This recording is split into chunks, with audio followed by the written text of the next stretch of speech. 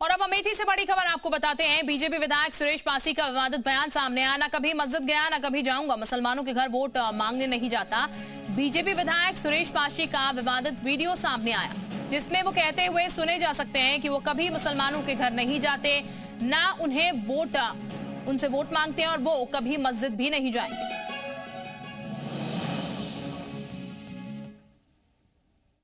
सुरेश पासी जी मस्जिद पर जाते कि नहीं जाते हैं? नहीं जाते, कभी नहीं जाते। मस्जिद पर नहीं जाते आप? ना गए हैं ना जाएंगे। वोट मांगने भी नहीं जाते। मुसलमानों से आपकी और जरूरत नहीं? जीने मरने में भी नहीं जाते, दुख सुख में भी नहीं जाते। बिल्कुल क्लियर है। मतलब आपको कैमरे में बोल रहे हैं, आपको मुसलमानों की वोट की जरूरत नहीं जरूरत। तो देखिए, सुरेश पासी का बयान आपने सुना, जो कि सीधे तौर पर कह रहे हैं मुसलमानों के घर वोट मांगने वो नहीं जाते, ना ही कभी मस्जिद गए हैं, ना ही कभी इन फ्यूचर वो मस्जिद जाएंगे। जगदीशपुर सीट से वो आते हैं और विधायक की तरफ से ये बड़ा और विवादित बयान दे दिया गया है, जो कि अब चर्चा का विषय बना हुआ है। तमाम पॉलिटिकल पार्टियां जो हैं इस बयान को हाथों हाथ ले रही हैं और अब ये कहा जा रहा है जाहिर तौर पर क्या बीजेपी को मुस्लिम वोटों की जरूरत नहीं है, क्योंकि बीजेपी के विधायक इस तरीके के बयान दे रहे हैं। अनूप सांडा, सपा प्रवक्ता, इस वक्त हमारे साथ ज्यादा जानकारी के साथ जुड़ चुके हैं। अनूप जी, बहुत स्वागत आपका जी उत्तर प्रदेश उत्तराखंड पर। अनूप जी, जो बयान सुरेश पासी जी की तरफ से दिया गया है, उसको लेकर आपकी पहली प्रतिक्रिया मैं जानना चाहूंगी। आप इसको कैसे देख रहे हैं, इस बयान को? भारतीय जनता पार्टी और संघ परिवार की ये रणनीति है कि समाज में सांप्रदायिक ध्रुवीकरण करके अपने वोट बैंक को नफरत फैला करके बड़ा करना चाहते हैं। और सुरेश पासी जी का बयान उसी रणनीति के तहत दिया गया। भारतीय जनता पार्टी के लोग एक फासिस्ट सोच के लोग हैं, जो पूरे देश में नफरत की आग जला करके सत्ता की रोटी सेकना चाहते हैं। और सुरेश पासी जी के खिलाफ सरकार को चाहिए कि अगर वो ईमानदार है और देश के सांप्रदायिक सद्भाव को बना करके रखना चाहती, तो उनके खिलाफ देशद्रोह की धाराओं में मुकदमा दर्ज होना चाहिए और भारतीय जनता पार्टी को उनको सदस्यता से निलंबित करना चाहिए। ठीक, अनूप सांडा जी, तो लेकिन ये तो शायद उनका व्यक्तिगत बयान भी हो सकता है, क्योंकि बीजेपी तो नहीं कहती है कि हम जो भी योजनाएं हैं उसका फायदा मुस्लिमों को नहीं देंगे, सिर्फ हिंदुओं को देंगे। वो तो कहती है सबका साथ सबका विकास। ये तो सुरेश पासी कह रहे हैं कि मैं नहीं जाता, ना ही मैं जाऊंगा। मैंने कहा ना कि भारतीय जनता पार्टी के माननीय मुख्यमंत्री जी की भाषा कई बार ऐसी होती है कि जो गैर जिम्मेदाराना और नफरत फैलाने वाली होती है।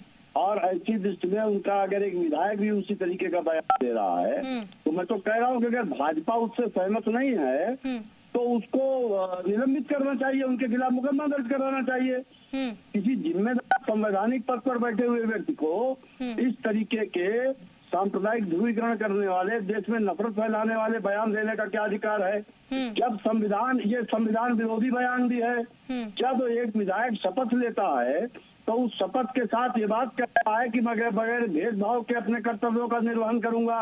और अगर एक विधायक शपथ लेने के बाद ये बात कहता है कि मैं एक समाज विशेष के पास ना वोट मांगने जाऊंगा ना उनका काम करूंगा, तो इसका मतलब है कि अपनी शपथ का भी उल्लंघन कर रहा। नहीं करूंगा, लेकिन ये जरूर कहा है कि ना ही मैं मस्जिद जाता हूँ ना ही मैं मस्जिद जाऊंगा। वो शायद हो सकता है इंडिविजुअल एज अ हिंदू उन्होंने कहा हो, क्योंकि अगर कोई मुस्लिम व्यक्ति भी है और वो कोई पॉलिटिकल पार्टी से ताल्लुक रखता है, तो ये उसका भी अधिकार है कि वो ना तो हिंदू मंदिर जाए ना वहां पर तिलक लगाए, क्योंकि अक्सर ऐसी खबरें और तस्वीरें भी हम देखते हैं जहां पर ये कहा जाता है कि ना हम मंदिर जाते ना हम तिलक लगाते। देखिए, जाना न जाना एक अलग बात है। मैंने भी उनका बयान देखा है और उस बयान के जो तेवर और जो भाषा है, उन्होंने एक बार नहीं कई बार कहा कि ना मैं मुसलमानों से मिलता हूँ, ना उनके सुख दुख में शामिल होता हूँ, ना ही उनसे कोई मतलब रखता हूँ, ना मुझे उनका वोट चाहिए। ये भाषा क्या कहना चाहती है? ये क्या भाषा नफरत की भाषा नहीं है? ये भाषा अलगाव की भाषा नहीं है? ये भाषा समाज में विद्वेष पैदा करने वाली भाषा नहीं है? अरे क्या भाषा भेदभाव पैदा करने वाली भाषा नहीं है? और ये भी उन्होंने कहा था कि मैं काम भी नहीं करता हूँ। और अगर शपथ लेने के बाद इस तरीके का बयान दे रहे हैं तो भारतीय जनता पार्टी को अपने चरित्र के ऊपर विचार करना चाहिए। माननीय मोदी जी को और योगी जी को सोचना चाहिए कि देश में किस तरीके की राजनीति को बढ़ावा दे रहे हैं।